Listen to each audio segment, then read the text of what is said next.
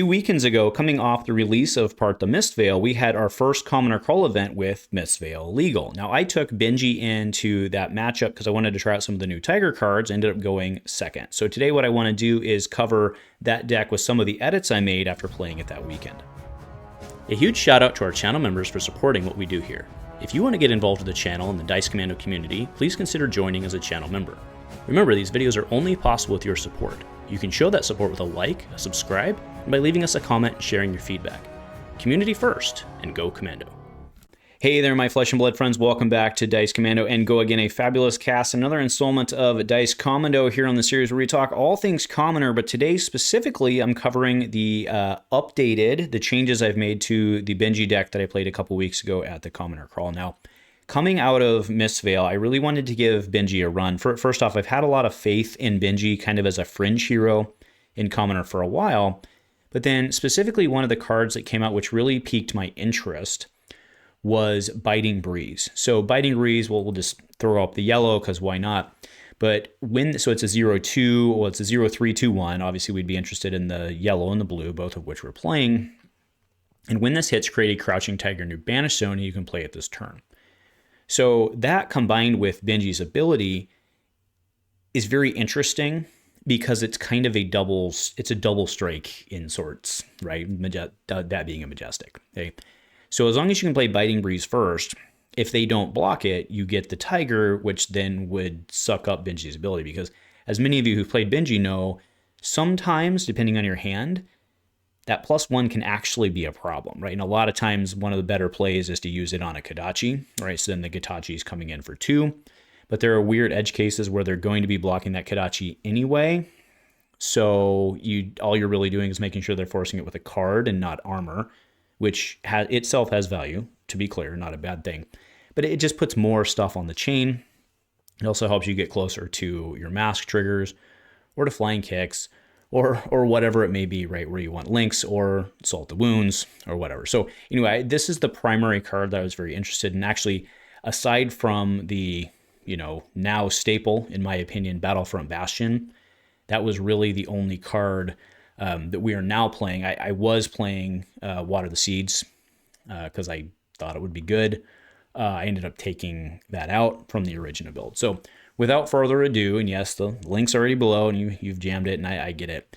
But let's go ahead and go through my deck and we'll kind of talk through it. Now the equipment street speaks for itself, I think. So there is let's just start with the equipment, right? We're playing the RTT Kitty package because it's stupid good, right? Now, there's an argument for playing the Mask of Many Faces, which lets us call a combo card because that would let us do like Whelming Gustwave Blue, right? Because Whelming Gustwave Blue would then come in for +1, so make it a 2 with Threatening Draw. Very good, potentially, right? Not taking that away. You can also do, you'll see it will go and cheat ahead. We're playing 1-2 punch, right? Being able to spin the 1 and call head jab and then be able to come in for effectively an unblockable either 2 or 1 with 2 on the back. Also very good. So there's a very solid argument for that if that's the way you want to go. That said, because I know, again, I'm going to be able to create a Tiger on the turn I want it and then be able to come in for something big with the combo, a lot of times what I was doing is actually popping that and getting myself something in arsenal with which to then start my chain. Okay. Then going on to the weapons, I'm playing 2 Kodachis. Again, one of the popular moves is to play one of Benji's needles so that when you do get the hit, you can come in with the needle for 4. I wanted to have the flexibility again with kind of how this deck works. A lot of times I'm only coming in for 1 Kodachi. So that was the logic there. Okay. Now, before I go into the card-by-card analysis, there's a couple things I want to point out in terms of the way I'm actually playing this deck. So a lot of folks, when they play Benji, right, the easy thing to do is just like, well, I'll just go all 2 or less, okay? And that does work well. You push damage, but the reality is you start with 17 health, you start with a disadvantage. You don't push damage at a rate fast enough that you can survive if you're not sucking cards out of their hand. So what you see 2 cards in here. We'll start with Push the Point.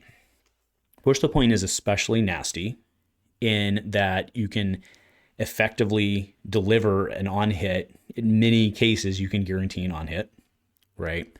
and then you come in for 6. Now that 6 is very blockable, but it's a 20 health format. They can't afford to take 6 really, right? So unless they're going to come back massive as a Guardian or something like that, but by and large, you're going to get a card or 2, probably 1, depending on what they've already done that turn. So you're going to push a little bit of damage and suck cards out of their hand, right?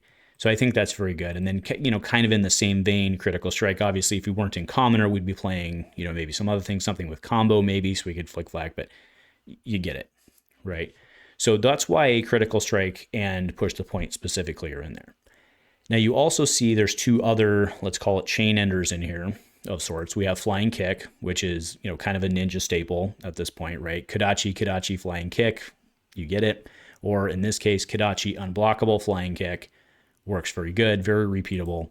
And I also have 1 copy of Ki Unleashed. Now, Ki Unleashed is the one that depends on the Tiger. So what you're generally going to be doing is saving your pause, okay, to create the Tiger, and saving your Shuko. And remember, those 2, not only do they block 2, they create effectively an unblockable 2, or undefendable 2, not unblockable. Yeah, unblockable, not unpreventable, excuse me. Unblockable 2, pretty good in this format, right into your Ki Unleashed. So there was a lot of go back and forth between Ki Unleashed, running 2 of them because I wanted to draw it as early as possible. But I landed on 1 because Flying Kick was also, you know, sometimes you draw them at 2, both too early. Keep in mind, it still blocks for 3. So not a huge draw. Okay. Also, I do want to point out the breakdown. We still have 12 blues. I did run up against an Icelander. I did very well. Okay. Now, I said those were my chain dinners. That's a little bit of a misnomer because, as I already talked about, we have 1-2 punch, and that goes in with the head jabs. Of course, we're running a full block of those. Okay. So we are running Bittering Thorns because the car is cray in Commoner. So you just run it, right? Again, another great ninja tool that they have available to them. Okay, we're running Fates and Sinks. As in many cases, we only need a 2 or 3 card hand with the way we're playing this. Okay, sure, you want to go 4 wide if you can, but it doesn't get you a whole lot in terms of not taking cards out of their hand, right? So you want to defend well, come in for a couple unblockable, suck 1 or 2 cards, keep just chipping away, and then wait for your combo turn where you come in for 11. Okay, that's the play.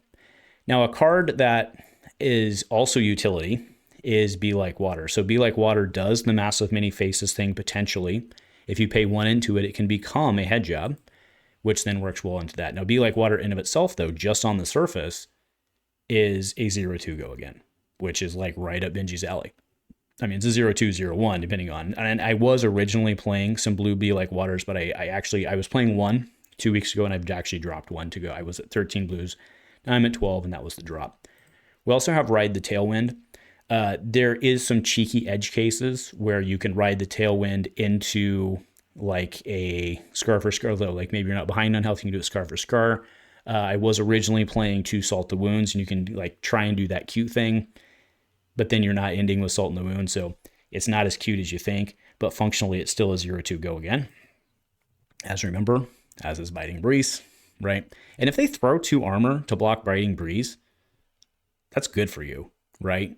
Especially like if you get it out early. So I think you're fine. I mean, yeah, sure, you lose your Tiger, but I think you're fine with it because you're going to hit again and then still get Benzi's thing, and you can always pair it with a Kodachi later on, right? And then we come to Springboard Assault, or Somersault, excuse me. So we're running 60 reacts there. Okay, that one's from Arsenal. Blue Scar for Scar makes complete sense because that's kind of like a Benji bread and butter. Blue Soul Bead, also really good. And then I'm on Wounding Blow. Wounding Blow, yes, is a chain ender, technically, but functionally I haven't had any problems with this card. It does what you wanted to do at 0-2, blocks 3. There are other cards you could do, but even though they have combo, they're functionally chain enders as well. Wounding Blow is just a good staple, and hey, you have a lot of them in your VCW box. All right, so that's the rundown there. Now going into the inventory, we do have 3 AB. What I would really like to do is only run 2 AB, but Icelander is strong, and you need to run 3. So I'm on the gloves, the robe, and the Tide Flippers, 2 Oasis Respites, and then Freewheeling Renegades. Not only is this a popper, but it's a really good chain ender because, again, remember, the point of our chain enders is to suck out blocks. So even though this one doesn't push damage to the same extent that, like, Push the Point does or something like that, it sucks blocks out. And sometimes, because it has to be an action card, sometimes it can suck out the right card. or they have to just deal with it. Okay. So this card is very functional. I actually wish I could run 2 of these because right now I'm only on 3 poppers. I'm on 2 bastions and 1 renegades. I'd like to run 1 more, but we don't have the room, right? Because you look, there's 40 in deck. You know, that's the way it is. So anyway, that is my take. Happy Dice Commando Wednesday. Hope everything's going well for you. Let me know what you think about the deck below. I really do appreciate those comments, and thank you, everyone, and go Commando.